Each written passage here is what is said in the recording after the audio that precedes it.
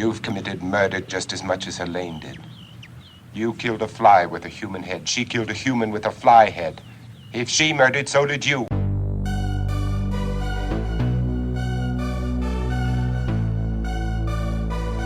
On episode 29 of the CutPrintFilm podcast, we're a buzz about The Fly.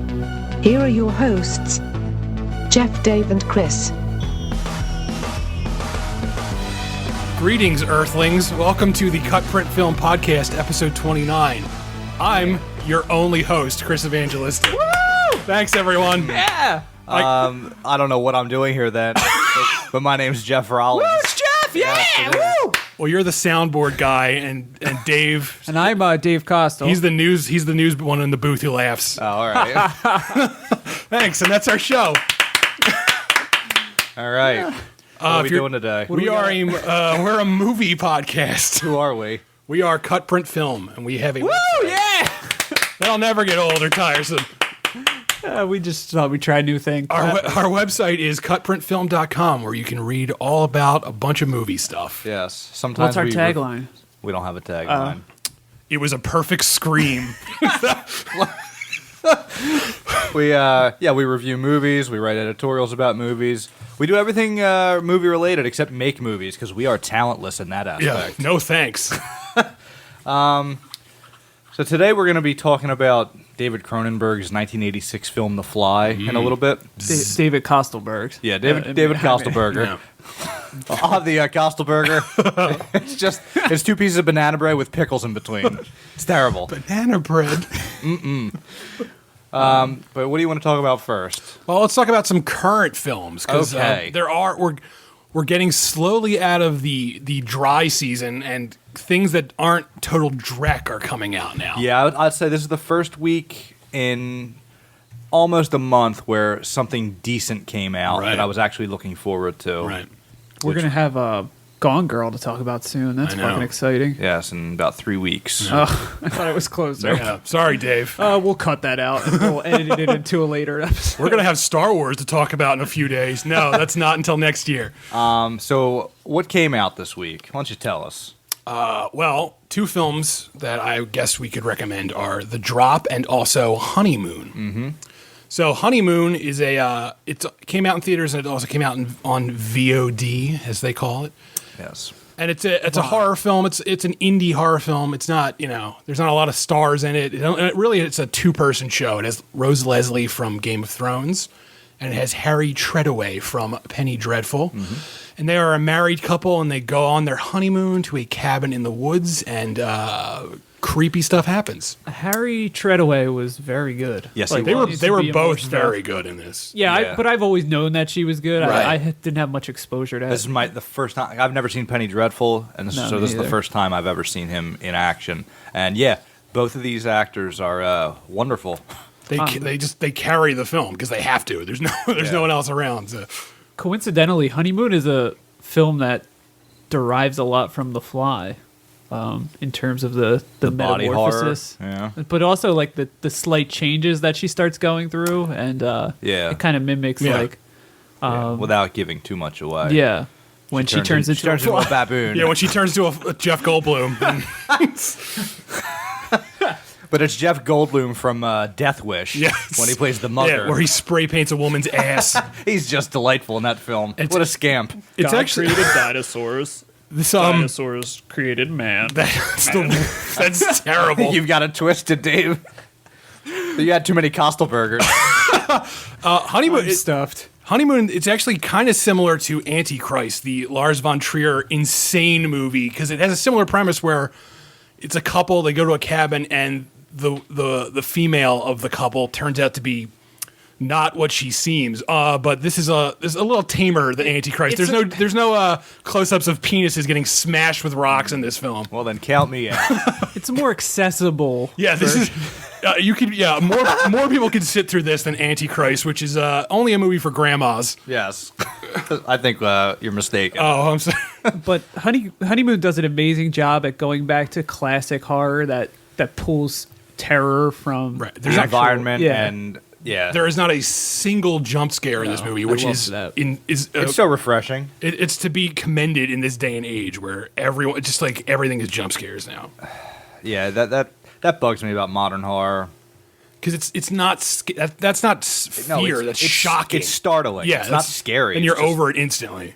I don't want to spoil Honeymoon, but I have things I want to say about it.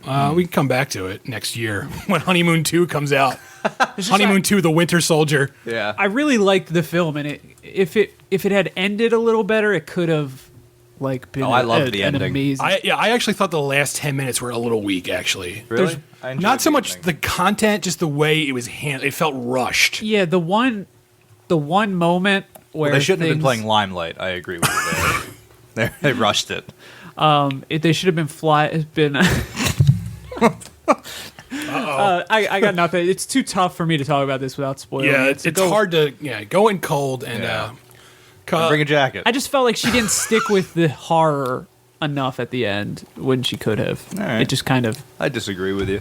So perhaps you could, you at home could watch Honeymoon and then you could comment on the review and tell us what you thought of it. Or don't. Yeah, you probably won't do that. What do you want from me? All right, so Honeymoon was good, and I saw The Drop. How was it? The Drop was great. How was that puppy? 'Cause that's all I care about. Puppy was adorable. Oh man, that puppy. Spoiler, he wants to name the puppy Mike. Oh, But Numi Rapace will not allow that. what a bitch. Yeah, so That's the plot. my of thoughts the exactly. whole plot of the movie. So she names it Prometheus instead. Incorrect. The Drop stars The Ludens drop. That was yes, the the original name. Luden's candy disguised as a cough drop that does nothing for you medicinally. They couldn't get the rights though, so they just shortened the title. The Drop stars Tom Hardy and James Gandolfini and Numi Rapace. If I'm saying her name right, I hope. Is that it? It's Rapace? it's Rape Ace, I believe. Is her- I don't believe that for 1 second, sir. I could be wrong, but And it basically the premise is that James Gandolfini used to run a crew of gangsters, and this Chechen mob moved in, and they said, "We want your bar," because he ran a bar, and he flinched. And The Bada Bing. Yeah, it was not the Bing. yeah, it was the Roadhouse from the film Roadhouse. It was more like the Roadhouse Yeah. than the Bing. So now the Chechens run the bar, but he's the face of the bar, and they use the bar as a drop point for all the money that the mob makes throughout the night. But they use it as a random drop point. It's not every night, and the bar gets robbed of a couple grand, and Of the mob droppings. Yeah, robbed of the bird droppings. And the mobsters want the money back, and it takes off from there, and it snowballs. And there's a side plot that is interesting. Okay. The whole cast is fantastic How's, for the most part. How's Gandolfini? Because this is his last It's role. his final complete role, Right. and I was worried about that going. I didn't know that going in. I Right. thought maybe they'll probably have to write him out Right. 10 minutes in because who knows if he filmed. Oh, he all went the on scenes. vacation. But yeah, it's a full character, full arc, and he's amazing in this movie, and Yeah. so is Tom Hardy. Tom Hardy is I can't wait to see outstanding, this. outstanding in this. I love Tom Hardy. He is a good actor. I mean, He gives just this nuanced performance, but it's so reserved and subtle, Right. And there's more to this character than he lets on to other people in the film, and it's fantastic. like when at the end you find out he was the one in the Lazarus pit with Talia. Right? Exactly. He was the guy who saved Talia. Exactly. Okay. Is Tali is what they named the pit bull, by the way. That's the twist. one of the critics that I was chatting with was saying that Tom Hardy does a bad accent in the film. Is that way off base? It's an exaggerated Brooklyn accent. This film takes place in Brooklyn, but it might as well be Boston because Yeah. it's by the writer of Mystic River. yeah, Town? Mr. River, Gone Baby Gone. Did I just make that up? What? Did he write The Town? No, he didn't. No. Oh, okay. But all his stories take place in Boston, Right. and this is actually a short story, kind of stretched to feature length. So it suffers a little bit as a result of that. Like Do they this- use Drop It Like It's Hot at all in the all the soundtrack? time? No, it's like a music bed. How playing about that throughout. drop and loads clip from the Howard Stern show? Do they just play that every few seconds? Yes, it seemed very out of place. They don't even explain where it's coming from. You just hear it. But yeah, it's getting good reviews. I really enjoyed it. It's a weird release, like that. It can't because like this is sounding like the Dead season. It's kind of weird that they just released it now. It felt like they sort of just like whatever. Here's a movie. Yeah, I don't think they knew what to do with it. It's probably not going to win many awards unless somebody gives Gandolfini a posthumous award. A sympathy. Unless the rest of the year is just horrible. Yeah, which is possible because it's possible. It's a bad year. But I don't know. I don't think it's better than Blue Ruin. No, but it is a good movie. Definitely worth seeing. I definitely want to see it, mostly for the puppy. I saw Eleanor Rigby this week, but that? Spoiler, I'm going to recommend that, so I'll talk about it later. Well, at least you told everybody at the top of the show. That's all right. We'll all forget by the time that happens. 3 hours from now. All right, so David Cronenberg. Yeah. Love that guy. He's part of our director series. Now that you mention that, let me hit this. Director series.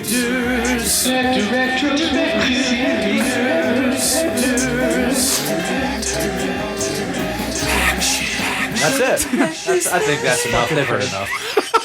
Oh, man. I never get tired of just angrily ending it at the end there. That's gets enough. Me every single time. That's it's enough. Still going, by the way.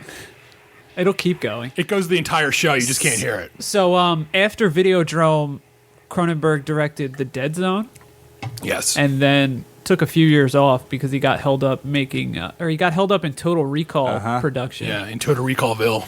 Yeah. And then making that great Colin Farrell version. Yeah. He traveled to the future to make that film. Whew.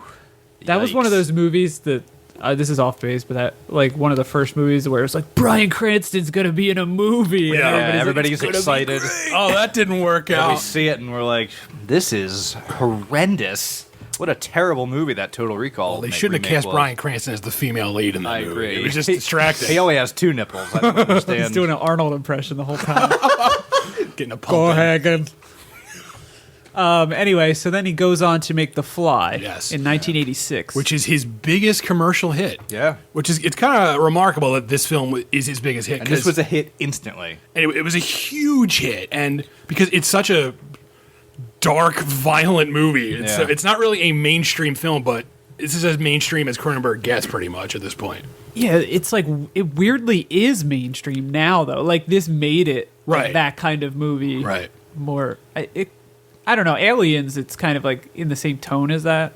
I would say. Would you agree? I would say that. Yeah, I would say that. But I think this is a little weirder than Aliens. It's definitely weirder because like Aliens, you can always shrug off all the weirdness by saying like, "Oh, it's in the future and they're in space." That's true. This is in modern day for the time it was made and on Earth. So it's like, oh, this is all happening and it's weird.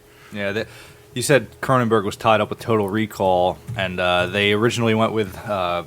For the director, Robert Bierman. Oh, he's my favorite. No, he is. Well, he directed a film that I recommended early in this show's existence, the Nicolas Cage vehicle, Vampire's Kiss. Oh, wow. Oh, did he? Yeah. But his daughter was killed in South Africa during pre-production. And so they gave him some time off. Mel Brooks actually is the executive producer of this. Yes, he is. Mel Brooks gave him a few months off, then he went back to him and he said, "Do you want to make The Fly?" And the guy was like, not. "No, I'm still sad. I've lost my passion for this movie." So they ended up getting Cronenberg. Yeah, and thank God they did. Yeah. Not thank God that guy's daughter died. That's terrible. But thank God Cronenberg directed this. I would be interested in seeing what movie this would have been had Robert Bierman directed it, because I really do love Vampire's Kiss. The issue is that Cronenberg essentially rewrote the script from scratch. But he kept a lot in there. He kept a lot. A lot of the names were changed, and some of the plot elements. He kept a lot from the draft that was written before he came on. And he also insisted that they leave the original writer of the screenplay on the screenplay, so he has co-writing credit. Cohagen. Cohagen? No, Charles Pogue is the man's name. Yeah, he's the lead singer of the Pogues. Yes. Well, we have really gone off course. Am I wrong of that? No. The Irish band The Pogues. But I read that the script is very different, the original script. And he... Well, there's... The really only the elements he kept were the fingernails and stuff like that, like little story elements. The outline is pretty much the same. In the original Guy draft... turns into a fly. In the original draft, they were actually a married couple. And him and the fly? Yeah, the fly and Jeff Goldblum were married. And they had very progressive. Yeah, it was a different kind of film. And there were two other male characters who were sort of villainous that they sort of combined into Stathis Baranian, or whatever his name is in the movie. What's his name in the film? The Iron Throne is mine by right. Renly Baratheon, I believe. Yeah. So you want me to go through a let's get a big synopsis going here. And let's get a big deep dish pizza going as well. Pass the soda. Are we going to do this the whole time? All right. Oh, that's haunting. Please Seth Brundle, played by Jeff Goldblum, a brilliant but eccentric scientist, meets Veronica Quaife. Veronica Mars. Played by... No, not Veronica Mars. Veronica Quaife. No, not Veronica Quaife either. I'll stop now. Veronica Quaife, played by Gina Davis, a journalist for Particle Magazine, at a Meet the Press event held by Bartok Science Industries, the company that provides funding for Brundle's work. Seth takes her back to the warehouse that serves him as both home and lab, and shows her a project that will change the world, a set of telepods that allow instantaneous teleportation. Brundle convinces Veronica to keep the project's existence quiet in exchange for exclusive rights to the story. Although the telepods can transport inanimate objects, they do not work properly on living things, as is demonstrated when a live baboon is turned inside out during an experiment. Just casually. In a horrendous scene. It's great. Terrible scene. Seth and Veronica soon begin a romantic relationship. Brundle plans a romantic evening with her, but she suddenly departs before they can celebrate. His judgment soon becomes impaired by alcohol and the paranoid fear that she is secretly rekindling a relationship with her editor and former lover, Stathis Borans. Baratheon. Played by John Getz. Brundle hastily decides to teleport himself, which is, what I would do in that situation. I don't know why he waited that long, honestly. Unaware that a common housefly has slipped into the transmitter pod with him. Motherfucker. Although he comes out the other end seemingly normal, eventually he exhibits what appears to be beneficial and purifying effects. Like underwear gymnastics. That's right.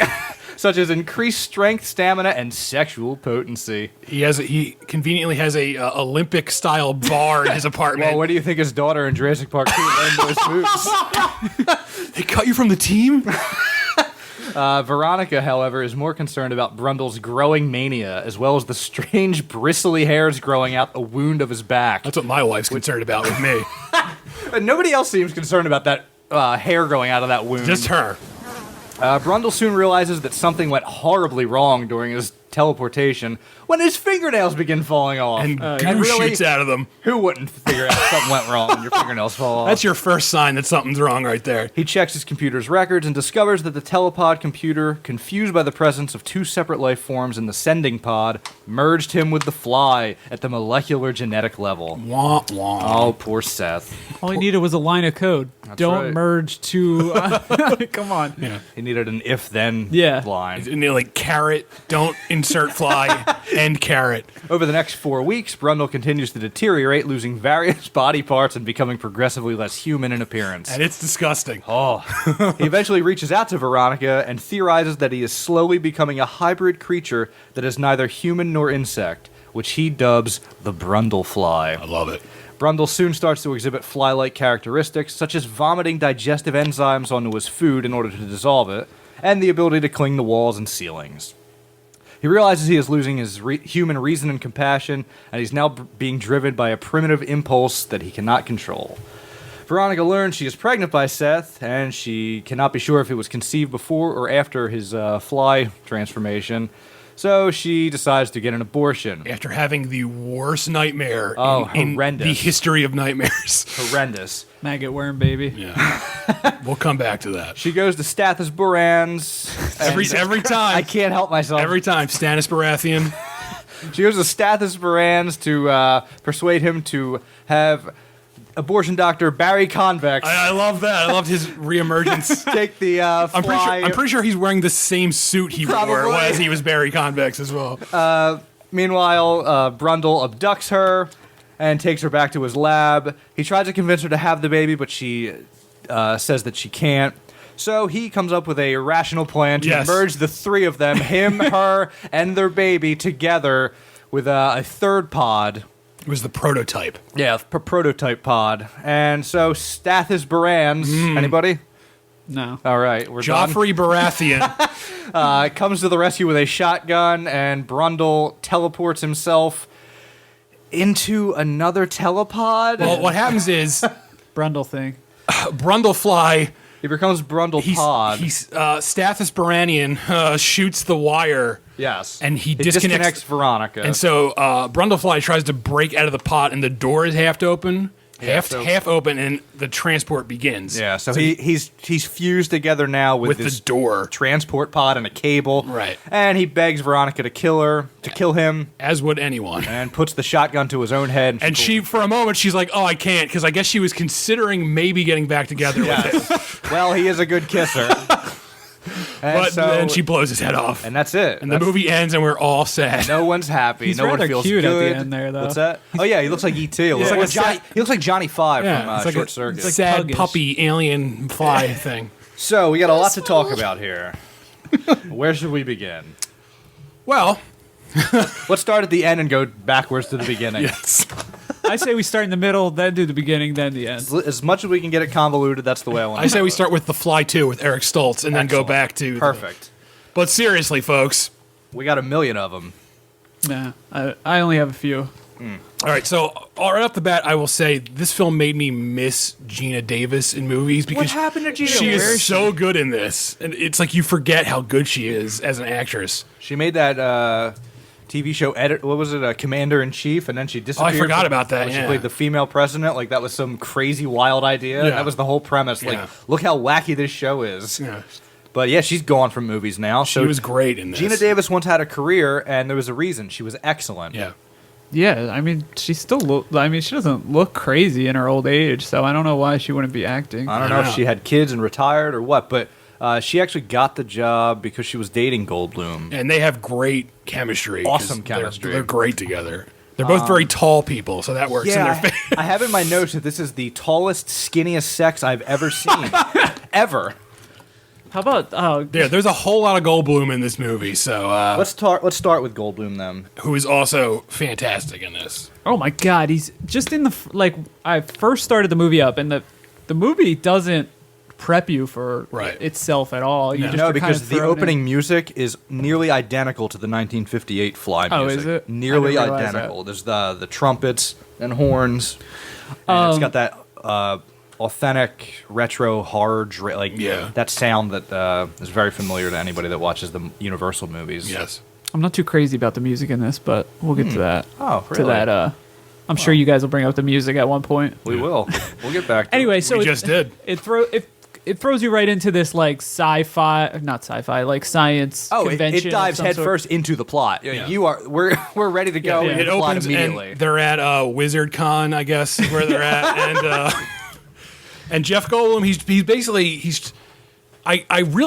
really just trying to pick her up because he hedges it with like, oh, I'm creating a great invention, but later when she tries to write about the invention, he's like, oh no, don't write about it, which means he's really just trying to get laid, basically. Right. And he tries to pick her up by bragging that he has a cappuccino maker, which is such an 80s, early 90s thing that, like, remember home cappuccino makers were $2,000. Yes. And they were like a very ritzy thing to have. So he's clearly picking immediately his acting skills are just like off the charts though, because he comes off as this super weirdo creep. Yeah, his eyes are darting all over the place, and he just creeps you out. That Jeff Goldblum, he's one of those actors who's sort of fallen into like the Samuel L. Jackson territory, where he's like sort of a parody of himself at this point, and it's easy to forget that he's actually a great actor. It's the same thing with Samuel L. Jackson. It's easy to forget, like, oh, he's actually a really good actor. As much as I liked him, Goldblum, in this movie, I prefer him as a character on the margins of a film. I don't really like him as a main character usually. Not that I didn't enjoy him in this. I thought he was great in this, but I think he's so he's a bundle of ticks. He's so niche. You know what I mean? Can you think of anything else where he was the center of it? Yeah, Jurassic Park 2. Oh well, anything good? No. Yeah, that's a good point. But I think this is a movie that plays to his strengths. Like, I can't imagine anyone else in this role in this film. He's perfect for it. And it's interesting to watch how that develops, because even though in the first half of the movie he has those Goldblum-isms, and he does a lot of stuff. He does a lot of talking with his hands and the eyes. He's widening his eyes as he talks. After also the magic word is cheeseburger. after he becomes Brundlefly, he starts changing. He still has those tics, but they're so accelerated. Yeah. It's kind of interesting to watch him like take those to like the nth degree, where he's constantly like motor mouthed. And It's odd. The studio did not want Goldblum. Who did they want? I don't know. Yeah, they there's didn't want him. Yeah. But Cronenberg demanded it, and they Like, trusted him. The only other person I can think of who fits in with like that weird accent would be like Michael Keaton, I guess. Like Keaton would have been excellent in this, I think. Maybe like Willem Dafoe. That actually Him would be too. interesting because he's so weird too. Yeah. You definitely need an eccentric actor, and that's why I think Goldblum works in this Right. role. And we talked about Gina Davis, who's just phenomenal. She's very good in this. But what's that? Goldblum is like I don't even know how to explain it. This is without a doubt his best role. Yeah. I would say. Also his most Prominent, I guess? iconic role. Yeah. But it's cool. Like there's cool things in the script where before he turns into the Fly, he's still doing weird. Like you were saying, those weird Jeff Goldblum things. But he's Right. doing like weird Fly-like things before where he even, plays a piano for no reason. I love it. Just like, impress a look at how woman. great I am at piano. mostly just with his eyes, where Yeah. he's doing the Fly eyes. A lot like- of eye acting. Yeah, and it seems intentional that they're like, this is the guy who's gonna turn into the Yeah. Fly. In case you weren't aware, it's not Gina Davis, it's him. I really, really, really like John Getz in this. He's great. I like how in the movie begins, you assume he's just like, oh, he's like the prick other guy. and boy, is he a fucking prick. Right. I have in my notes that this guy is reprehensible, and I hate he's a manipulative piece of garbage. But like by the end of the movie, you sort of like you like him. Like, yeah, he becomes the hero. What I would say about this movie is this is like David Cronenberg's version of a romantic comedy. That's what this yeah, is. It's, absolutely. Like first and foremost, this is like a romance movie. It's not a real. love triangle, yeah, for sure. because it's like you have. It's really just like someone meeting someone new, and they turn out to not be the person you want them to be, and it turns out your old boyfriend is who you want to be. That's what this is. It just happens to involve a man becoming a monster. And Goldblum said himself that he went method for the role, Right. and because he and Gina Davis were dating, that he actually made John Getz uncomfortable about the fact that his character supposedly had a sexual relationship with Davis. So any scene between Davis and Getz, there was this like weird tension because he knew Goldblum was Goldblum watching standing on right the off set. camera, like- So, and you can see it once you know that. If you go back and watch it, you can see it That's like in fucking interesting. their body language. That's neat. Yeah. What the fuck? I wasn't crazy about him. Really? in this. Really? I don't know why, but Stannis Baratheon, you weren't down with him. I read that in an original version of the script, they're supposed to end up married together. Right. Yeah, Which wisely they don't have happen in this because that just seems stupid. right. Because like you were saying, how he goes from villain to hero. It's a weird thing for a movie, especially in the 80s. Like, and test audiences didn't respond well to them getting back together in the end. Because it's like, wait, we hate that guy. Yeah. Which is also the reason they cut the monkey scene, because it's like, by the- You're talking. There's a second monkey Yeah. scene. Yeah, there's a scene where that's my cut God. that's cut out of the film where Brundle, in his attempt to try and find a cure, he splices a cat and a monkey together, and it they becomes come out a cat monkey, two-headed creature, and it's horrifying. and they- it like in the beginning of the movie, the monkey that he transports successfully, I guess, jumps on him and hugs him, and Yeah. the goddamn cat creature jumps on him but attacks him, And he in much beats it to the same death. way. Yeah, with the like pipe. a pipe. and so test audiences were like, please cut that because it makes us hate Jeff Goldblum. And that's left over from the original script. Right. That scene. Oh, it was? Yeah, that was in the original script. And there's a thing actually in the original movie where the scientist sends like a cat through his machine, and the cat doesn't like reappear. But Like, you can hear it meowing through the air. yeah. That's kind of fucking creepy. Yeah. I The kind of wish original- they would kept that in. The original 1958 movie is excellent, by the way. But back was to that in the 58 movie? the cat the thing. cat, yeah. It doesn't get spliced with a monkey, but It just disappears, yeah. and you can hear it meowing away. into That space. really brings us to the practical effects, which are fucking incredible in this movie. so good. Yeah. They're even better than Videodrome. And Videodrome has great effects. Well, but different team. different team, yeah. And I actually think Rick Baker's a better makeup guy. But He is. But these are phenomenal. This was the effects were done by Chris Wallace, Nice. who did Gremlins. Yeah. And specifically the face melting scene from Raiders of the Lost Ark. Nice. Yeah. Yeah. So Now that you say that, I can totally picture that when Stath Baranian's hand is melting Yes. at the end because Yes. it's that same sort of like color of Then blood. his It's- ankle. Yeah. So yeah, he was hesitant on working on this film because he doesn't like doing remakes. Right. But once he read Cronenberg's rewrite of the script, Right. he was all in. Cronenberg has a little cameo. Does he? I missed it. He's the doctor in the dream sequence who delivers the He's the maggot baby. gynecologist. Yeah. I totally missed it. Yeah. And it's like a complete nod to Dead Ringers because he's wearing like the same gynecologist get up with the glasses. It's like, it's kind of cool that he threw that in there.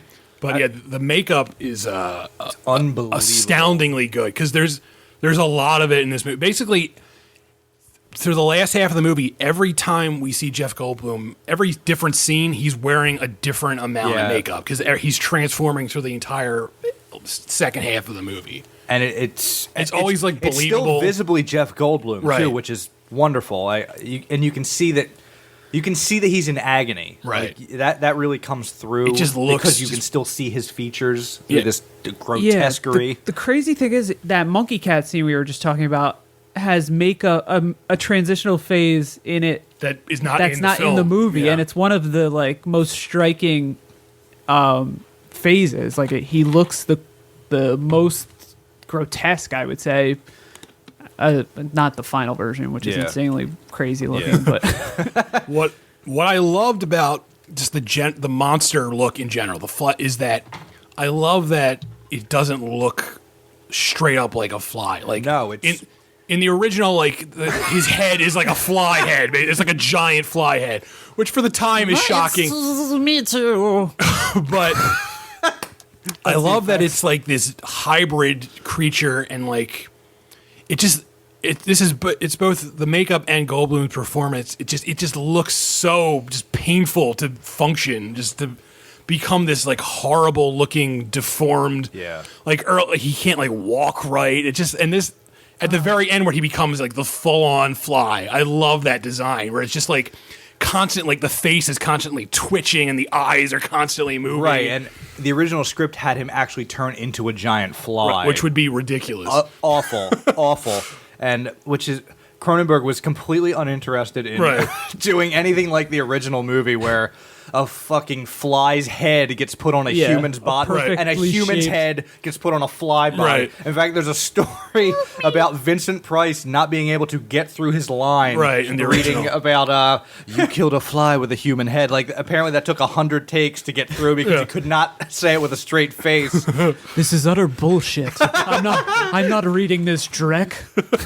But yeah, Dub it, goddammit. these effects look so different from Videodrome Right. and even anything Rick Baker ever did. It's a lot more organic because like Right. the Videodrome effects, they were supposed to be sort of this combination of like machine Electric, and yeah. the flesh, and this is we'll which get to that. it comes back big time. Which in you this even get in this film. You get at the machine end, melt yeah, with right, yeah. flesh. But earlier, it's supposed to look more like organic material, Right. No. And it does. I Yeah, mean, it just looks like horribly cancerous, tumorous Yeah. flesh.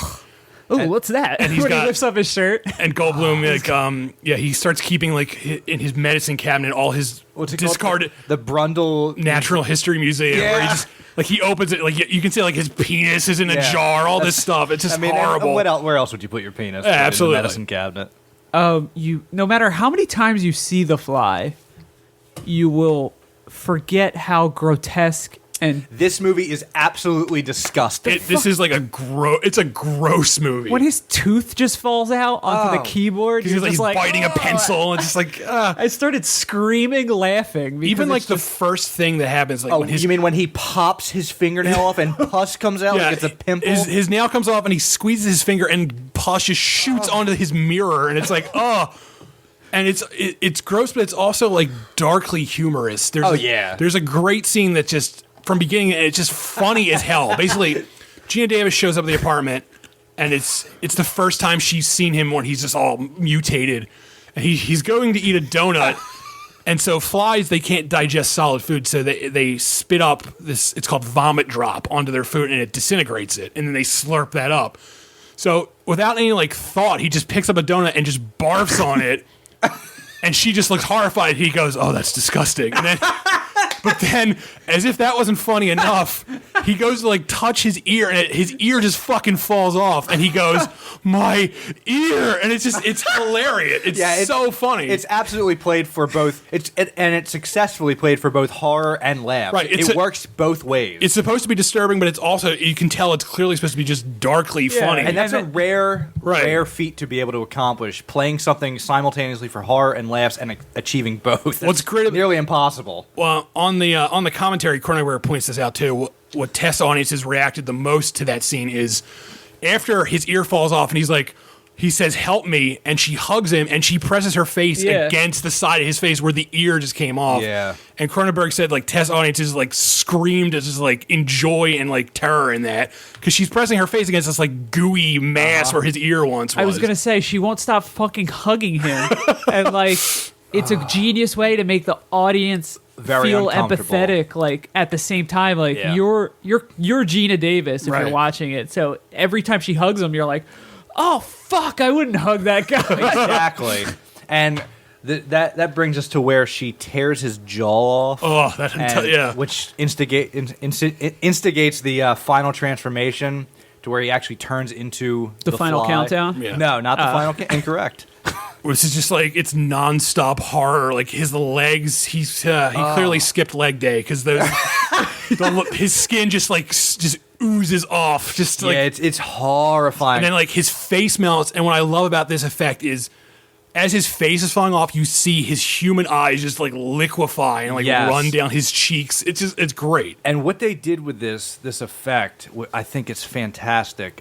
There's a quote by Chris Wallace that said, he was talking about how they used an inflatable bladder for the American Werewolf in London effects that were so acclaimed. A whoopee cushion? Yeah, pretty much. Yeah, like on Videodrome. They brought back the Videodrome whoopee cushion. So, when the werewolf's face is elongating, it's a bladder that they inflated with air. And everybody knew how they did that at this point. And his quote was, "If the housewives know about the technique, we've got to do something else." And so they did. And what they did was they took these spring-loaded plates and they put it inside this giant Jeff Goldblum type latex head. And they slowly, cranked it outward from the inside out, and then the head would come apart, and they had to shoot it from an angle so that it still, because this was a giant head, but it was still supposed to look like Jeff Goldblum's head. So they shot it from an angle so that it looked like it was real, and his head just comes apart, and then it reveals, the Johnny Five. Yeah, the Johnny Five fly. They called it the space bug on set. That's an interesting quote, the Housewives thing. Yeah, and it kind of goes back to what we were talking about before with the CG, how it doesn't. Like, how they do it. Yeah, there's nothing. So it's never amazing. There's no magic. Like, if they remade this movie, which I'm sure they will someday, and it'll be terrible. No, they would just all be CGI, and it's like, oh, I know how they did that. It was a bunch of nerds in a computer lab. So do you want to take a break, and we'll come back and talk about more about this big. The film is a big, in general, metaphor for just disease. And loving I'd like to someone get who into has that. it. We So could talk about some themes. Yeah. Talk about the flea. like the Indiana Jones theme. I love that. Talk theme. about The Pest, starring John Leguizamo. And we'll get in touch with that Howard Shore soundtrack. We'll get in touch with Howard Shore. He's going to call in. I hear you didn't like my score, Dave. Go fuck yourself. I'm sorry. I'll bet you're itching to raid the kitchen. But please don't go. There's still more show. Here at CutPrint Film, we do our very best to keep you in tune with the movie industry. We're revolutionizing the way you read movie reviews by putting them on the internet. Go to CutPrintFilm.com and we will guarantee you a pleasant experience. We're breaking new ground every day to bring you the finest material possible. We've partnered with such clients as MoreLikeRadio.com, AntiFanboy.com, and Joystick Jerks, the podcast. So check out all of that and more on CutPrintFilm.com. And remember, have a CutPrint Film day.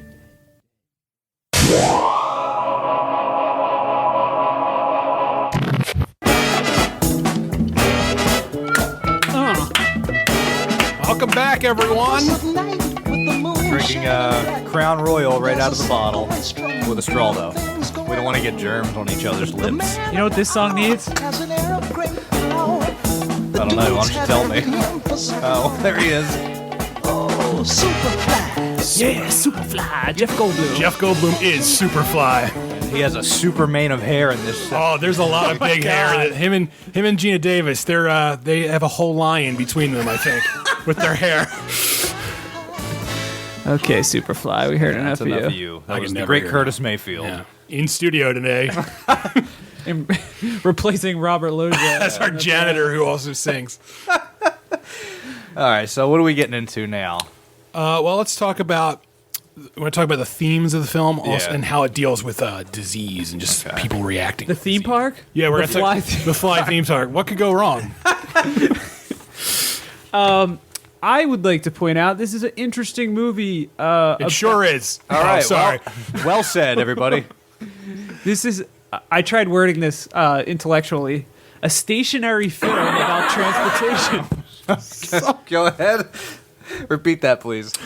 It's a stationary film about transportation. The whole film takes place in essentially the same room. Right. All right, that's Well- an interesting observation. I mean, one of the biggest. I'll give you that, but only once. Okay. One of the biggest reasons Goldblum's character wants to invent this is because he gets travel fucking sick. love that, He by gets the way. car sick. Every sort of emotion makes him sick. So, which is kind of it's kind of neat. It's kind of a funny It's also a fully realized plot device. Yeah, and it gives that character more depth. Like he's not. Yeah. Obviously, Nothing's by accident. Nothing's done just to do it in this film. I love that. Obviously, he wants to create this for Scientific purposes. Yeah, the notary, but he also he has a selfish reason. He's like, I don't want to fly. So I just love car sick Jeff Goldblum. Right. Yeah. Just grabbing his stomach. That's one of those moments where Goldblum doesn't really work Yeah, for me I when know. he's doing stuff like that. But, for the most part, I liked him in this film. But yeah, you were talking about themes. Yeah. And Chris mentioned that it's pretty much about disease, Right, this whole film. when this came out, a lot of people saw it as an allegory for the AIDS epidemic, which was in Exploding, full at that time. And Cronenberg said it wasn't specifically about that, but you could obviously interpret it. Yeah, he as said that. if you or someone you know has AIDS, then the fact that you're going to see AIDS in this movie is, expected. But just but it's an allegory for all disease. Just he was saying when he wrote it, he was more interested in just disease and death, which is pretty much something we all have to deal with, and it's true. If someone in your life gets a fatal disease, it does change them just in multiple ways. Yeah, And both physically, mentally, Right. emotionally, Yeah. across the board, which happens to Seth Brundle. right, Seth Goldblum, you were going to say, weren't you? Yes. They become Jeff Brundle. Seth Rogen. Well, all right, don't know. you've taken it too far, sir. The person becomes detached, and then Goldblum is literally becoming detached from himself. Right, pieces of and his he body. knows it too. He verbalizes that to Veronica. And it's almost like he's going through the stages of grief. It's denial and bargaining. Oh, that's and, interesting. And anger and stuff like that. You're physically seeing this creature manifest these Right. stages of grief. Because that's interesting. when he first goes through it, he's like, this has made me great. I'm a better person. He's doing crazy gymnastics. And he's doing the CrossFit workout of the day in his undies. I love that where he's just flipping on that, and he's running on the ceiling, slapping his feet on the ceiling as he does the flips. Yeah. And I also love that because he comes down off the pole, and Gina Davis comes over, and you can just tell she's we have to fuck right now. You can just tell her panties are drenched from him just flipping, I gotta doing get a this gymnastics bar. just the look she gives him, because he comes off that bar and he's his torso is glistening, and she's just oh yeah, we're gonna bone. Let's do this. Yeah, I want you inside me right now. And boy, he just can't stop having sex. Yeah, I guess flies love sex because this guy, he can't stop. He's a goer. Yeah. This could also be seen as a parallel to the cocaine epidemic of the 80s. Right. That's true too, because he definitely is sped up on That something. fucking scene where he can't stop putting sugar in his coffee. Oh yeah, that's actually a very horrifying scene because Yeah, you're it watching is. this man fall apart, but Without he doesn't knowing realize it yet. Yeah. And again, it's it's humorous, but then when you realize what he's turning into, it's it's not really that funny because he's screwed, basically. Yeah. So He and Veronica, they have words and he goes out and he picks up a girl with even bigger hair. Well, yeah, but how does he do it? He does it with he wins her honor the old-fashioned way. Arm wrestling it's hard to pick like a favorite scene in this movie because I love so many. But this is probably one of my top scenes of this movie, where basically he's at a bar. There's some guys. There's some big burly men. They're arm wrestling. Doing what guys do at bars. The arm wrestle one another. And so Goldblum's there. He's wearing a leather bomber jacket and no shirt. On. He's eating a chocolate bar.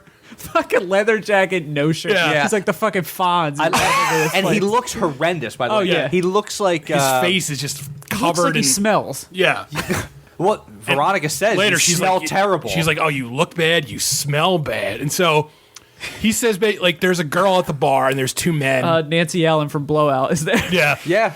And, yeah. Not really. Nah. But, and he says basically, he's like, I bet you $100. I bet you $100 I can take both of you. And he's like, oh, I get to take the woman home because you could buy women in bars back then. Well, no, he's not buying them. He's winning her honor with an arm wrestling match. Right, yeah. Well, that's how I met my wife, too. So.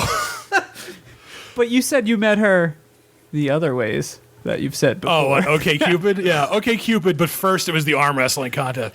But anyway, so he challenges this man to the arm wrestling, and he grabs his arm, his hand, and his secretions come out of his hands, and he snaps this guy's wrist. Oof. And this man makes the worst. He's just like. Yeah, it's a brutal, disgusting scene. It's shocking because like it's like a compound fracture. His bone pops out of his wrist. It is an awful scene, yeah. But a fantastic scene at the same time. Right, and then he takes this woman home. Well, they go to a bunch of bars first because they bar hop till 9:30 a.m. Yeah. Who wouldn't go bar hopping? The sun's in the middle of the sky by the time they get home. Who wouldn't go bar hopping with a bomber jacket, shirtless man who just snapped her wrist? He brings her back to the fly cave. No shirt, no shoes, no problem. Yeah. So yeah, they go bar hopping. Then he carries her up a bunch of flight of stairs, and then they have I guess it's like a brunch fuck session because they come out when the Some morning. ATM. Yeah. And he keeps going through the pods for some reason. I don't know why he's doing that. He loves it. He can't get enough. Well, he thinks that it's purifying him and strengthening him, when really it's not doing anything now. He's already doomed. Which proves that like his thing actually works correctly. Yeah, because he never like gets like. I actually wanted to bring up going back to earlier with the cat thing from the original movie. In the short story or the book this is based on, that cat thing happens in like that. The cat disappears and doesn't come back. So in the book, the character's wife says, "Oh, go through the machine again. It'll turn you human." So he goes through the machine again, but now the disappearing cat atoms reappear. So he comes out of the machine as a fly and cat monster in the book. And that's when they... And so in the book, she's like, I'm going to crush your head in a fucking hydraulic press. Which does happen in the movie. Yeah. But yeah, that scene with the cat in the original Fly, I just wanted to... That is a upsetting scene for something made in 1958. Yeah. Just the fact that they... The cat ghost? Yeah, the cat ghost. Okay. That was the original title of the film, I think, too. Cat Ghost Dad. But yeah, that scene always bothered me. Right. They get Swayze to play the cat. Yeah. Interesting. I don't think he was even born. We'll never know. There's no way to look that We'll up. never know. There's no way to look that up, so we'll never know. But anyway, so after... That 58 movie, like I watched like the first half hour of it. Yeah, it's and good. I love that movie. I haven't seen it since I was a kid, so... It felt like a Wes Anderson movie, like as I was watching it. That's because the gender politics of the time are crazy, almost like Wes Anderson would be lampooning it. But this is... it was just like it's similar for real. zooms, like... Well, all right, you're talking about the filmmaking itself. And Yeah. the Style. dialogue. Okay. All right, so where are we going with that? Oh, so we're talking about the brunch sex session. Okay, so after yeah, that that's happens, he's like, let's go. You got to go through the machine. Your turn. We got to be the dynamic duo. Bring your trying to lace start doily the- panties and get in the machine with me. He's trying to start the best tag team ever Yeah. for WWE. And she's like, fuck, no, I'm not doing that. And then so Gina Davis shows up and she utters the famous be afraid, be very afraid line, which after this film sort of just became part of like the lexicon of just Right, and you probably don't even know that it comes from this film. You just know the line. That was even like the tagline for this film, and it came from this movie. It was originally "Be fly, be very a fly." Yeah, it was. That's interesting that they would write. Somebody would write that and say, "This sounds good." Well, that was the original draft, and they fired that guy. And then it was "In space, no one can hear you fly." Right. Yeah. All these are accurate. That sounds great, Dave. Like Videodrome, this film also has pieces of dialogue that are fantastic but shouldn't be. I have the opposite opinion. Do you? Yeah, I have that in my notes, Give it to actually. me, So yeah, like Videodrome, there's a lot of mention of the flesh, which is Cronenberg's favorite word. Right, and and motorcycle. And I feel like unlike Videodrome, where the dialogue shouldn't have worked, but it worked, I feel like a lot of that dialogue shouldn't have worked and didn't work in this. I didn't like where he's like, taste of the plasma spring. I was like, that's dumb. Exactly. But at the same time, I think it works because in Videodrome, when the characters are saying lines like that, you're supposed to accept it. Whereas in this, you're supposed to be like, he's fucking going crazy. So maybe that's why he's babbling about this. It was very hard for me to swallow those types of pieces of dialogue. I don't know if it's because Goldblum is so erratic as he's saying it that it made it hard to believe, and James Woods is so, woodsy, reserved. Yeah, he's very woodsy. He's very outdoorsy. He's an outdoorsman. He's whittling. He's fashioning a kayak out of a log. It's wonderful. Enough about the James Woods. Oh, all right. What was that? I don't know. Let's erase that. There was one. I'm trying to think. Like there was some good dialogue in there though. The one scene where he's like, "I'm an insect who used to be a man." No, that worked, but that whole insect politics speech was very. It's like so creepy. Yeah, and that worked. But I was thinking more along the lines of what Chris was saying when Brundle is still Brundle. Yeah, he hasn't gone. He hasn't gone full walrus he's yet. Saying this nonsense technobabble, which is. It's just theorizing these bizarre things that nobody in their right mind would say. And I know he's not in his right mind. I just didn't buy it. It was hard for me to take. One time I didn't buy it was when Gina Davis says it, because it doesn't make sense for her to... Like, there's a scene where they're making out, and she's just like, oh, I love the flesh. And it's like, that sounds weird coming from you right now, because you're not supposed to be a lunatic. And like you said... She's like, the flesh drives me crazy. She's like old women with babies. They just keep saying flesh over and over again. Cronenberg loves it, which it's a great word, because it's just just hearing it is unsettling. Because like if you just say skin, it's like, what's whatever. A disgusting word. Jeff's right, though. It does like... Jeff's always right. What are we talking about? They fucking say flesh so many times that it starts to annoy you. Yeah. No, I Unlike agree. in Videodrome where, it fits a little bit more. Right? Yeah. It's like a mantra in Videodrome. Right. Whereas that makes sense. Right. Whereas this is supposed to be dialogue between two people that's supposed to come off as natural, and it does not. Yeah. But we're nitpicking. Maybe that's how David Cronenberg just talks to his wife all the time. Yeah, because they're just weirdos. I don't know. I'm not crazy about the character Brundle. Like, really? Yeah. Oh, I think he was great. I like the character. I do like the character. I love that he's so he's quirky and he's eccentric and he's likable. So that when he starts changing, it's almost like gut wrenching because it's like, oh, he's turning into this tragic asshole and he's also dying. What about Brundle? Don't you like? It's weird because he doesn't. Are you sure you're not thinking of Grundlefly, the Reddit screen name, or Grendel, the creature from Beowulf? Angelina Jolie. Yeah. What a great film. We're gonna get to that one. No. Okay, so initially she's not interested in him, and then within like a day. Well, he has the cappuccino maker. Oh yeah, that's right. And the two Dave, pods. did you see those tighty whities he was wearing? But like within a day, she's like climbing into that fucking shitty sofa bed with it.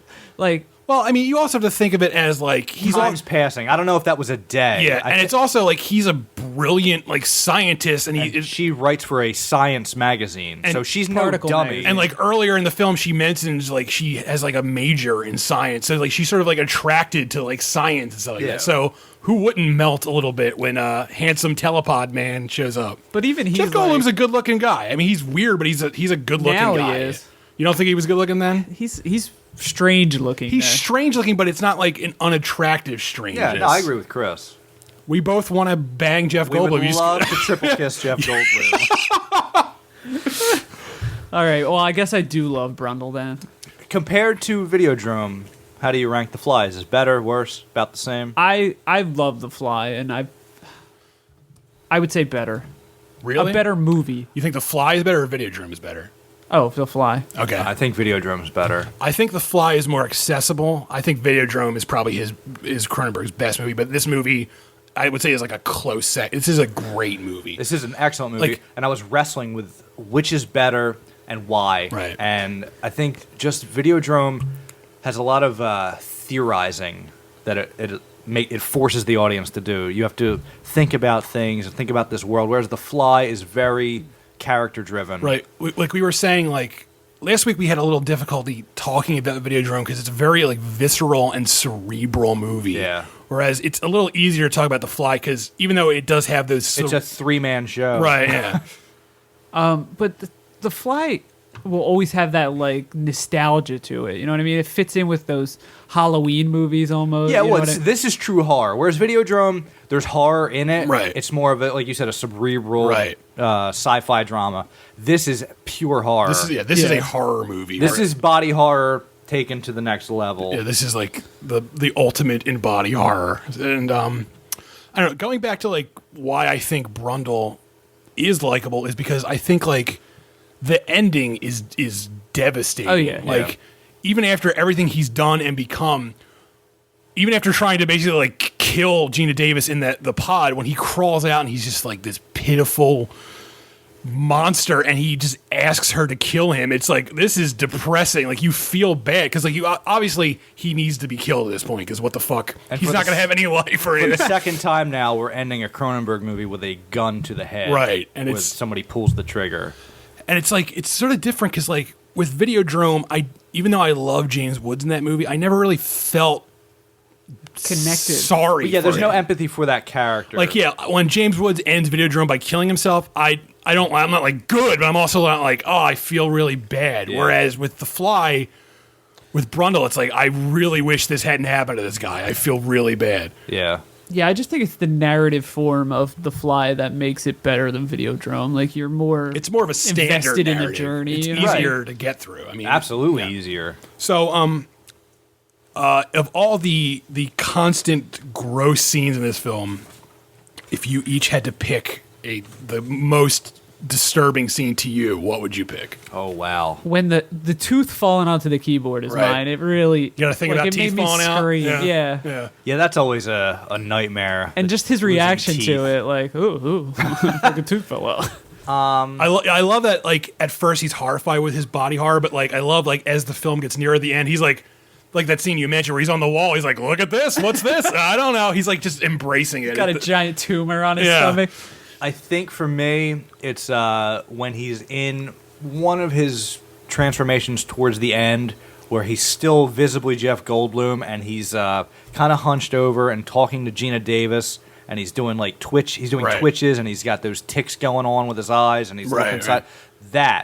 And he's losing. He's got so much hair missing. Yeah. Just, like, patches bothers. of it, Yeah, though. It's so that's the gross. one that bothers me the most because he's still a man, and it just looks like he's in agony. And it's something about that bother. I don't know if it's the Yeah, when he kind of humanity comes of it. over with the cane, that grossed me Yeah, out too. yeah. He has and like the two canes. He's on two canes, Right. and it's horrifying. If I had to pick, it wouldn't even be a Brundle scene. It's that dream sequence where Gina Davis gives birth to a maggot, which is just a larva. It's just endlessly. I think birth in general, even when it's not in a horror movie, is just a little creepy to begin with. Because when you think about like every detail about pregnancy and birth, it's just Yeah. like, oh, I get a little uncomfortable with this because I'm a guy. But Prove it. Well, get it on the table. later. But just that scene, and it almost doesn't count because it's a dream, but just that the way it's done, because like she basically the dream is she's having an abortion, Yeah. and the doctor's like, oh, there's still something in there, and he's like, all right, I need you to push. And the way they shoot this scene, because like you don't see what it is at first, and like There's blood everywhere. and like the one nurse like looks away and she's screaming, and like she's like, and Gina Davis looks up and she's like, what is it? And she sees like the maggot. it's a giant maggot. And David Cronenberg, Just David Cronenberg holding and it. what I love about this scene is as the doctor character, Cronenberg is still being a professional doctor because he's not like throwing it in disgust. What I love about it is he's not spraying Raid on it. he's holding it, but he looks away. And even though he's wearing a mask, you can see him like wince, but he's also still holding it because he's like, I'm a doctor. I got to show her baby. So just that, and just it's you want to cut the cord? It's just an upsetting scene, and then she wakes up and she's like just in bed, and it's just like that's terrible. There's a cut scene. Just 1 second. I mistakenly A video game cutscene where I mistakenly said that could have been an homage to Dead Ringers, which didn't come out until after The Fly. Oh so. well, then you were dead wrong. Dead Wrongers, am I right, everybody? Dead Wrongers, the Dave Costel story. Good night, everyone. So are you talking about the butterfly scene? Yeah, I don't didn't see it. understand that. There's a cut scene And I'm glad it's cut. This was the original makes no ending of the sense, film, right? I'm assuming this is meant to be a dream, but Gina Davis is dreaming about her Her Brundle embryo. baby. Yeah, her Brundle baby that's still inside her, and it turns into a fly, a fetus with wings, and flies away into the. It's meant to be like a happy ending. I don't somehow. know what it's meant to be. They actually completely nonsensical. They shot like several endings, and they didn't use any of them because they realized like we don't need it. And they also were saying like test audiences were just so stunned from Jeff Goldblum getting his head blown off. They were like, we don't need anything else. Yeah. But there was one ending with the butterfly wings. There was one ending where Gina Davis wakes up in bed and she's not pregnant, and Stannis Baratheon says, he goes, "Oh, there is no baby," which is just weird because it's like, what, it was the whole movie a fucking dream? Why is this happening? But I love it when movies do that. That would suck though for this movie. I'm kidding. I hate that. And then they shot one ending where she wakes up in bed alone and she's still clearly pregnant. Then they shot another ending where she wakes up in bed and she has nothing in her stomach. So you're like, oh, did she give birth or not? And the answer is yes, because we got a sequel. Yeah. Where did we ever? Where Brundle's son was played by Eric Stoltz. Really? Yeah. I've never seen the sequel. It's not good. No reason to. The only character who's still in it is Stannis Baratheon, but he's he needed work. Yeah. I tease this the whole fucking time, but the Howard Shore it just was like a little too softcore porny in the early scenes. I really liked. I loved the score. Very Kenny G. Like, Howard. Well, Kenny G was big in the early '90s, so who knows? Howard Shore does. We said this last time, but he does a lot of Cronenberg movies, and all of them, right? Pretty much, yeah, more or less. This whole thing is definitely an homage to the original score of the 1958 Fly. Is it? Yeah. See, that might have been my played them issue. side by side earlier today just to make sure that was true, and it is. And you put the Pink Floyd on at the same time? Well, yeah. And then Wizard of Oz, and then I played two Nickelback songs at the same time, and I said, "Oh man, these guys really do stink." But yeah, this is definitely an homage to the original score. It's not identical, because I thought that when I was watching this movie. I was like, wow, that sounds really old. I bet it's the same score. It's not. But it plays a lot of the same type of beats. It's the same tempo as the original score, and it's a lot of the same instruments. It's very good. It's intentionally softcore porny. Oh, we should Okay, we should have had that for Soundtrack Sunday, which we didn't do today. Well, we were all sleeping in. I'll say I appreciate it more then because of that. That's actually pretty damn interesting. Yeah, just for fun. After you're done listening to this episode, why don't you play both scores? Also somehow? for fun, why don't you give us a review on iTunes? Yes. And for fun, why don't you play with a loaded gun? All three of those things are equal amounts of fun. Do we have any closing words on The Fly? It's a great movie. Like I said, I don't know if it's as good as Videodrome. I don't think it is, personally. Yeah. But absolutely, if you've never seen this, get your ass you're an to idiot. the internet and rent this on iTunes. Yeah. What I love about it is, even though this is Cronenberg's most popular movie and his most mainstream movie, I love that it's not a mainstream movie in the way you think of it. Like, it would have been very easy for Cronenberg to just make an easy Hollywood movie and make money so he can make his own sort of thing. And he didn't do that with this. Still feels... Thank you. Oh, I got an email. Sorry. This still feels like a Cronenberg movie, even though it's, as, I guess, Hollywood as you can get with Cronenberg. It still feels like a Cronenberg movie. What I like about it is they took the central premise of the original story and then made their own vision out Which of is it. like the best kind of way to do a remake. There's nothing worse than just a remake that's just exactly Gus Van Sant's that's Psycho. exactly like the original, because it's like, why don't I just watch the original? Like, this film was from an era when they got remakes right, because like the Thing remake, it's the same sort of thing where it's the similar story, but they do their own thing. And even like the Invasion of the Body Snatchers remake, same sort of thing, its own sort of movie. Right. It's cool because it's not.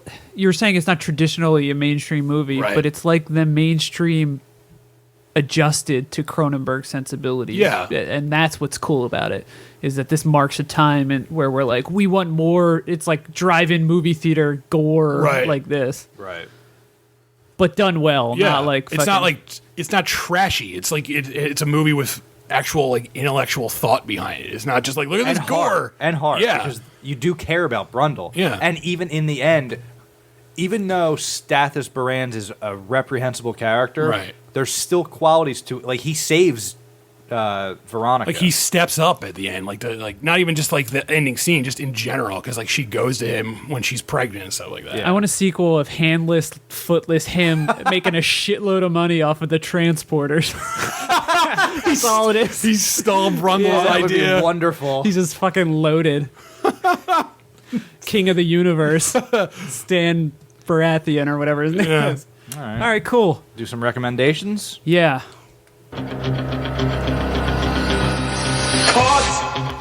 CutPrintFilm Weekly Movie Recommendations.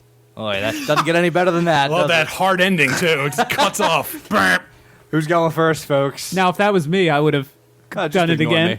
me. Just ignore me. Oh, sorry. Nah, Dave, why? you go first. You go. You want me to go first? Yeah, I want you to go first. We should flip a coin, a 3-sided coin.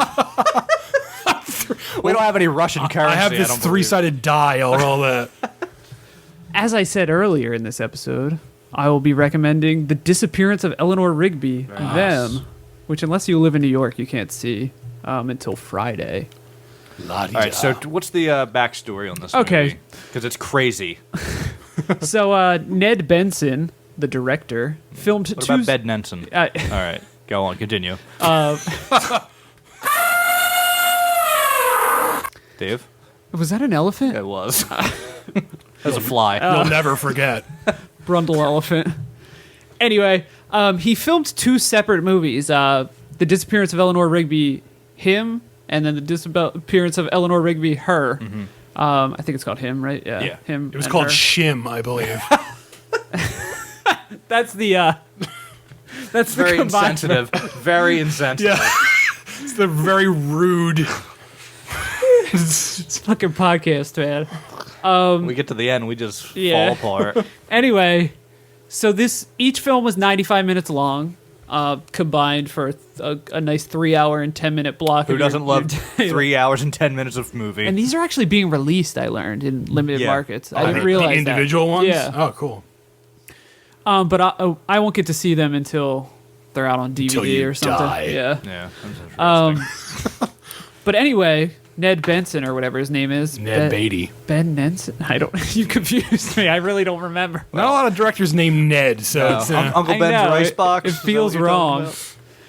about? He combined them into a single film that kind of explores the deterioration of this relationship after this insane, tragic event in their lives. But Jessica Chastain and James McAvoy play the two characters. Eleanor, her name's actually Eleanor Rigby, which Her is kind of parents like are funny. yeah, they're hippies, so it was like, they named me. I like both those actors. Oh, Jessica Chastain's fucking amazing. I in love this. her. She is I mean, great. she's great in everything, but this is cool because, and I would imagine that the her version is amazing because where she gets that new iOS that talks to her. It helps her kill Bin Laden. Zero Dark 30. Yeah, we're just doing movie references. Zero now. Dark Her. I'm trying to Zero get through Dark- this, Zero Dark 30. people. Dave, continue. Please don't let us stop you. Because it spends so, like the whole thing is with her. You know what I mean? Yeah. and that's awesome. Is she a more interesting character? Yes. It sounds like it. James McAvoy, you feel for him, but his movie feels a little like New York City guys palling aroundy. You know what I mean? Good. It doesn't It's have Entourage the movie. What's Turtle doing? I wouldn't say it's that bad, but it's like it's just not as weighty as Jessica Chastain's version, and that creates a huge issue when you're putting the two films together because it's schizophrenic. It keeps shifting tone. Does it feel like two movies crammed together? Because Like that sort of like unacceptable. turns me off on it. Like it did feel like I'm worried it'll seem. If you see, that's what's bugging me about a lot of the critics' reviews of it is that they're all basing their opinions on that. But if you didn't know that, it would feel like, that these choices were made naturally. You know what I mean? right. And that the tonal shift is intentional, because it works, and it's jarring at places, but that creates like a unique movie-going experience. Okay. It's very cool. And when's I that liked come it. out? Friday. Okay. In theaters this Friday. Go check your local cinema times on moviephone.com. That's the disappearance of Eleanor Rigby? Yeah. Okay.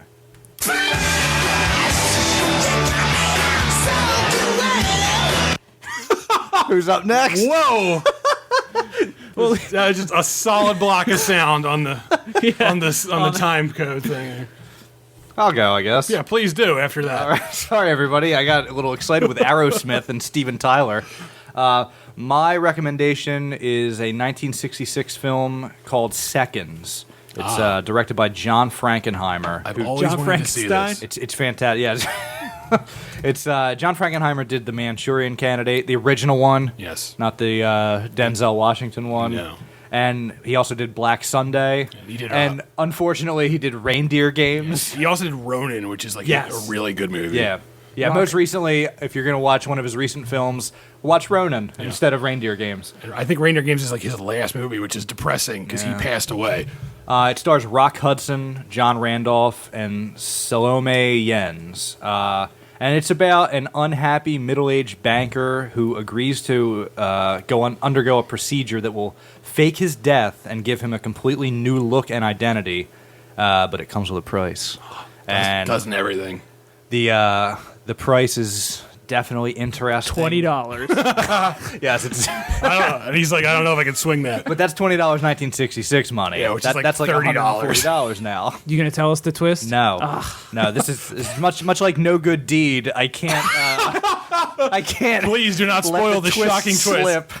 So yeah, this is a great movie. Rock Hudson's fantastic in this. If you like Rock Hudson, and John Randolph is no I like slouch. Rock Quarry, Oh, all right. the Flintstones actor. Interesting. Well, he was played by Rock Hudson. Yeah. In case you didn't know that, they was voiced by Rock Hudson. Rock Quarry was. John Randolph is great in it. He plays the character before he turns into Rock Hudson when he goes under the. But it's mostly Rock Hudson. Oh, so it's like Face Off. Yeah, except good. Hey now, don't get me started on defending Face Off because I will. It's a creepy movie. The cinematography is unparalleled, especially for 1966. James Wong Howe. Yes, and he did it. It's very unique in what he did. There's a great scene where people are squashing grapes naked in a giant tub. Nice. It's like this weird hippie orgy that happens, and there's full frontal nudity, and it's wonderful. Let me pull this up. Yeah, we'll pull something else up too. This is on UJizz. It's a fantastic movie. I don't know if it's on Hulu Plus, but it is available on DVD through Criterion. I've always wanted to watch this. And Watch now it I because will. it's if you like the Twilight Zone, especially watch it. The first 15 minutes of it, there's almost no dialogue. It's just creepy shots. Talking my language. It's fantastic. Yeah, it's like every Thanksgiving dinner I've ever been at. Did you pick this because of its direct relations with The Fly? No. The body transformia? Nope. I just heard somebody talking about this movie on another podcast, and I thought, Why are you this sounds listening to other interesting. podcasts? Because I like watching movies, and I like hearing about movies I've never heard of before. So, watch Seconds. It's on Criterion, directed by the great John Frankenheimer. Or John Frankensteimer. Yeah, whatever you want. James Franco's remaking this. Or Scott Steiner. It was directed by Scott Steiner.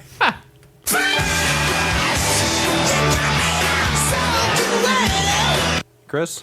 How does that film compare to Gone in 60 Seconds? Its sequel. Gone in 60 Seconds pales in comparison to most You movies. can't just follow it up. 30 Seconds to Mars.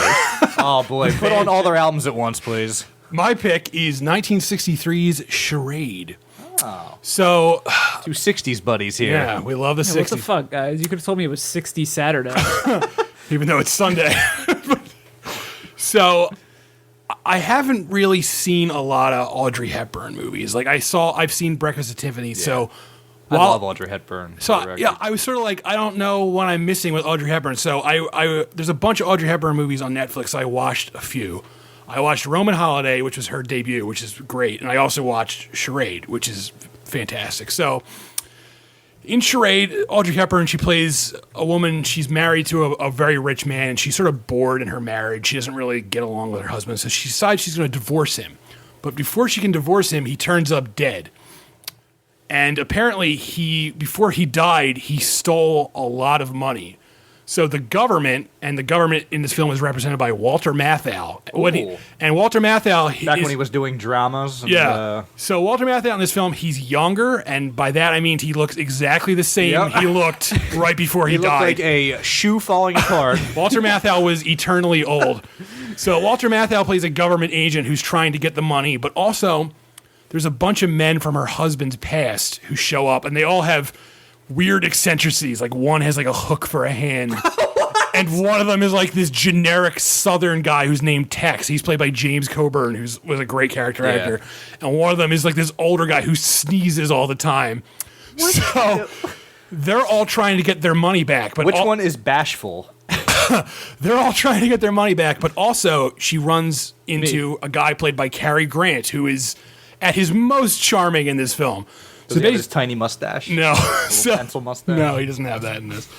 So Cary Grant and Audrey Hepburn, they're basically running around Paris trying to both find the missing money and elude these three murderous henchmen. And even though it's a movie with murder in it, it's just endlessly funny. It's like a dark comedy. This is a comedy then. It is. And it's very funny. And one of the most interesting things about the movie is Cary Grant was a lot older than Audrey Hepburn when they made this film, and he was hesitant to take the role because of that, because he's supposed to be wooing her character. Mm-hmm. And so in order to basically convince him, the screenwriter, Peter Stone, he switched the character so that all of Cary Grant's character traits were switched to Audrey Hepburn's. So instead of being a movie about a guy chasing this younger woman, it's about her chasing him. Oh, that's fascinating. And it's actually really amusing because she's just like this sex-crazed woman trying to get into Cary Grant's pants, basically. That's cool. And the movie, there's like a twist every like 10 minutes in this movie, and it's always boy, like... do I love a good twist. And it's always like, I can't believe this is happening. Ow. And it's a silly... Do they actually do the twist?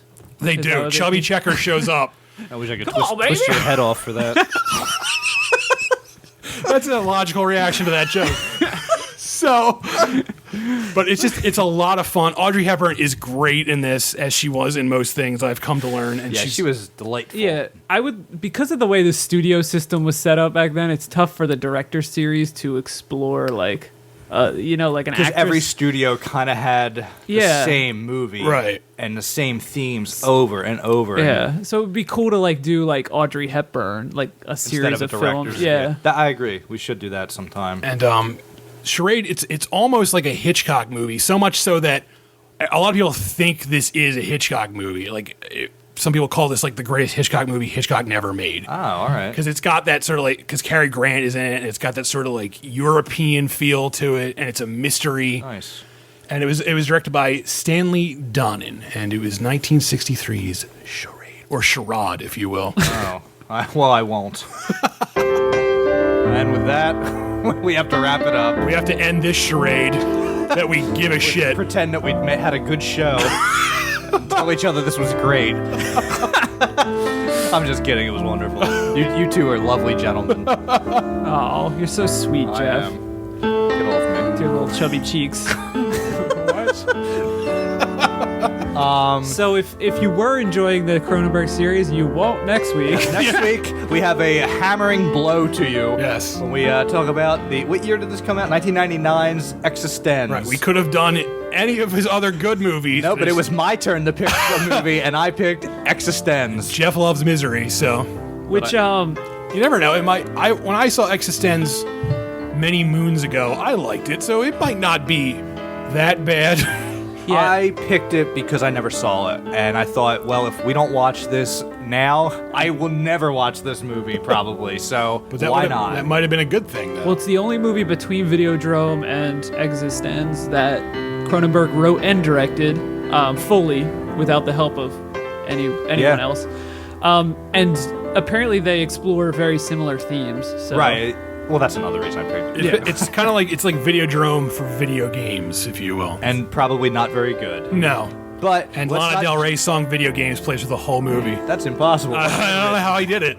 Not to judge a book by its cover. This might end up being good, but it won't. Or judge a cover by its book, for that matter. I don't understand how you would do that. Woo, yeah! It's over. So yeah. Also, like we said earlier, check out our site, Please. CutPrintFilm.com. Give us a fantastic review on iTunes. If You won't, will. but you should. I know you won't do that either. Why would you scumbags? That's an odd way to talk to the audience. And you should also check out some other shows, right? Yes, like Cut Print Film Podcast. Yes. The very show you just listened to. And there's some other stuff too, I guess. there's- Joystick Jerks. Right. Yes. The podcast. That's right. At joystickjerks.com. Also, who else? I don't know. Who else?